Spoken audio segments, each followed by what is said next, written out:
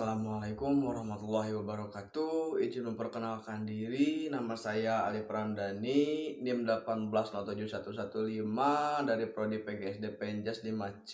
Nah, di sini saya akan menjelaskan tentang kedaruratan medis yang keempat, yaitu tentang paparan panas dan luka bakar. Nah, yang pertama yaitu kelelahan panas terjadi akibat kondisi yang tidak fit dan melakukan aktivitas di luar lingkungan yang relatif suhunya tinggi yang menyebabkan sistem sirkulasinya terganggu.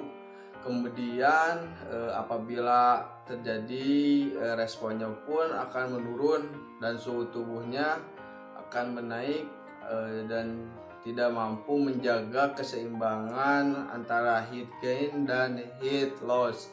Tanda-tandanya yaitu kulit basah berkeringat yang berlebih, wajah pucat, lemah ataupun pusing, lidah dan tenggorokannya pun kering, mual.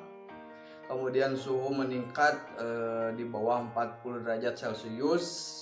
Kemudian juga bisa terjadi kram. Pertolongan pertama pada kelelahan panas yaitu bawa ke lokasi yang dingin atau yang ber-AC, kemudian terlentangkan si korban, kemudian kakinya diangkat lebih tinggi,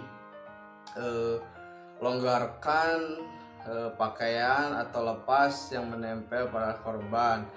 Kemudian bila sadar, korban beri minum air elektrolit.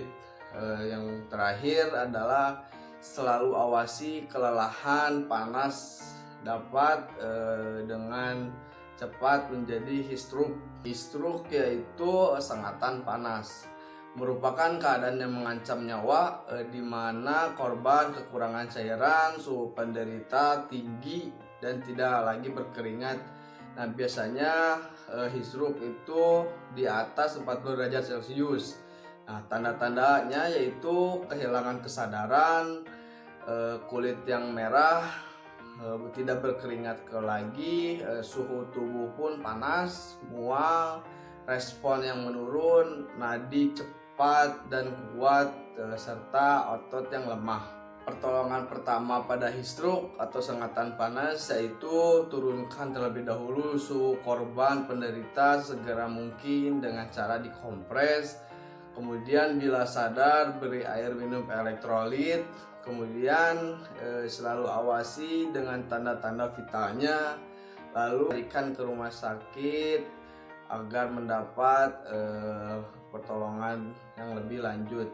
Selanjutnya yaitu luka bakar. Penyebabnya bisa dari terminal yang suhunya di atas dari 60 derajat Celcius, kemudian dari bahan kimia, kemudian listrik serta radiasi. Nah, luka bakar ini dibagi menjadi 3 bagian, yaitu yang pertama meliputi lapisan kulit yang paling atas, yaitu dengan tanda kemerahan, nyeri, dan kadang juga bengkak. Yang kedua yaitu meliputi kulit jengat, yaitu timbulnya gelembung, bengkak, kulit yang kemerahan atau putih, lembab ataupun rusak. Nah, yang ketiga yaitu meliputi jaringan di bawah kulit, kulit tampak kering, putih ataupun gosong. Nah, ciri-ciri dari luka bakar dibagi menjadi 3, yaitu derajat 1 merupakan rusaknya hanya pada bagian epidermis atau kulit yang terluar, kulit yang tampak kering, kemerahan, tidak bergelembung, nyeri ringan. Kemudian yang derajat yang kedua yaitu rusak pada epidermis dan dermis, bagian terluar dan bagian tengah kulit. Biasanya kulit yang bergelembung, kemerahan, dan terasa sakit. Nah, derajat yang ketiga yaitu rusaknya bagian epidermis, dermis, dan hipodermis, yaitu bagian terluar hingga bagian terdalam. Biasanya tampak perih pada saat dipegang, pucat ataupun gosong dan tidak terasa sakit. Penanganan luka bakar yaitu yang pertama, hentikan dulu proses luka bakar tersebut, kemudian lepas pakaian dan perhiasan yang menempel pada korban, kemudian balut dengan kain yang basah, kemudian dilonggarkan dan serta tertutup. Lalu siram dengan air bersih selama perjalanan menuju ke rumah sakit. Jika luka bahan kimia, sesegera mungkin siram dengan air kurang lebih 20 menit. Kemudian jangan siram bahan kimia dengan bahan reaksi dengan air. Lalu luka bakar listrik, gejala atau tandanya yaitu perubahan status mental, tampak luka bakar yang berat, pernapasan dangkal yang tidak teratur, kemudian denyut nadi yang lemah sampai tidak terasa, bisa juga menjadi patah tulang. Yang berikutnya yaitu pertolongan pertama pada luka bakar listrik. Pertama, lakukan penilaian dini terlebih dahulu, kemudian periksa dan cari luka bakar di daerah listrik yang masuk dan keluar. Lalu tutup luka dengan menggunakan kain yang halus. Kemudian atasi shock.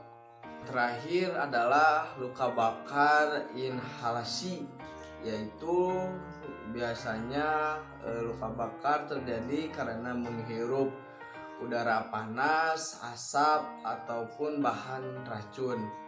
Gejala yang dialami pada luka bakar inhalasi yaitu bulu hidung terbakar, luka bakar pada wajah, butir arang karbon dalam cairan ludah, bau asap pada pernapasan, kesukaran atau sesak napas, pernapasan yang berbunyi, serak, batuk, kemudian biasanya ada gerakannya terbatas.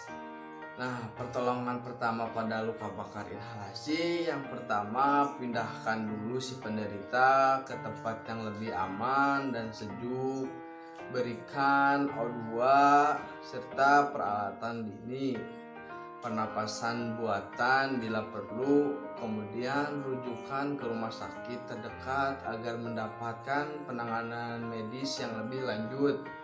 Mungkin sekian yang bisa saya sampaikan pada kedaruratan medis 4 ini. Mohon maaf bila ada salah-salah kata. Wabillahi taufiq wal hidayah. Wassalamualaikum warahmatullahi wabarakatuh.